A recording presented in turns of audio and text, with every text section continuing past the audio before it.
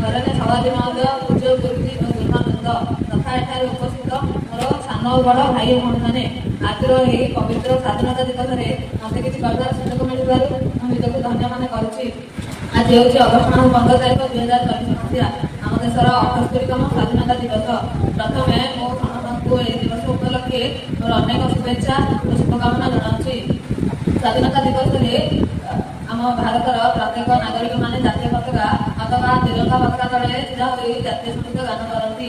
दीर्घ 200 वर्ष इंग्रेज शासन पर आम देश भारत 1947 मसीहा अगस्ट मास 14 तारीख मध्यरात्र में स्वाधीनता लाभ करथिला। आम देश को स्वाधीनता आनिबा पई अनेक वीरपुत्र मानकर अवदान रही।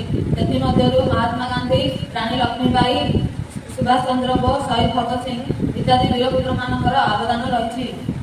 1947 मसीहा अगस्ट मास 15 तारीख आम देश स्वाधीन होगा पर भारतवासी